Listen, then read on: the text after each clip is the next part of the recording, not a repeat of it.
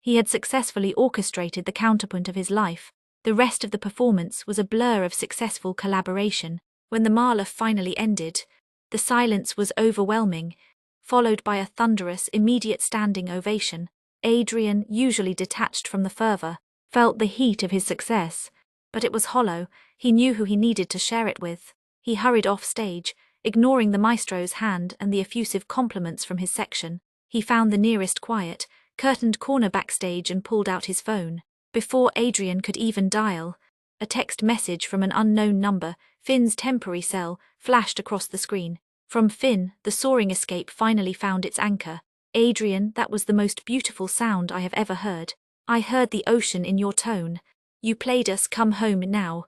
Adrian leaned his head against the cold brick wall, relief and elation washing over him. He was the principal cellist. He was celebrated and his ambition was secure, and his love was waiting. He replied simply, "On my way, booked the first flight out tomorrow. I need to resolve the entire composition, Finn." Adrian landed in Portland just before noon. The bright, clean air of Maine, a profound physical relief after the pressurized exhaustion of Chicago. He didn't have to wait. Finn was there, leaning against his old car, his hair ruffled by the coastal wind, looking exactly like the beautiful, steady anchor Adrian needed. The reunion at the airport was quiet but intense. No grand gestures were needed. Adrian simply walked straight into Finn's arms, burying his face in the familiar scent of sandalwood and sea salt. It was the deepest breath he had taken since leaving Oakhaven. "The principal cellist is home," Finn murmured, his voice thick with emotion, holding Adrian close enough that their heartbeats finally synced. "The principal cellist is just Adrian, and he's exhausted and desperately in love with his composer," Adrian corrected, pulling back just enough to capture Finn's lips in a long, lingering and immensely grateful kiss. The drive back to Oakhaven was nothing like the fraught journey 2 weeks earlier. The atmosphere was light, buoyant with the promise of a shared future. They settled in Finn's parlor, the sun streaming onto the old grand piano. Adrian had laid his cello case down near Finn's composing desk, a symbolic placement of their two worlds.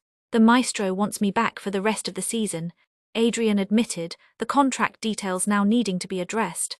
"Victor's recovery is slow. It's the opportunity of a lifetime, but I told him I need to negotiate my travel schedule. I can't live there full-time anymore." Finn, who was sitting on the piano bench, motioned for Adrian to join him. "And what did he say?" "He said no. He said the principal needs to be present, immersed in the city, ready for any call. I told him I'd call him back with my decision tomorrow." Adrian turned to face Finn, taking his hands. "Finn, I can't lose you again for a schedule." Finn smiled, a slow, deliberate expression of wisdom and commitment. "Adrian, you spent 10 years proving you could succeed without me. Now we prove you can succeed with me.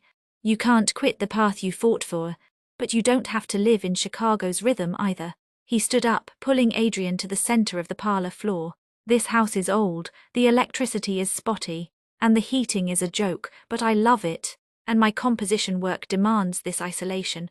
Your work demands the city." Finn looked straight into Adrian's eyes, the moment full of profound significance.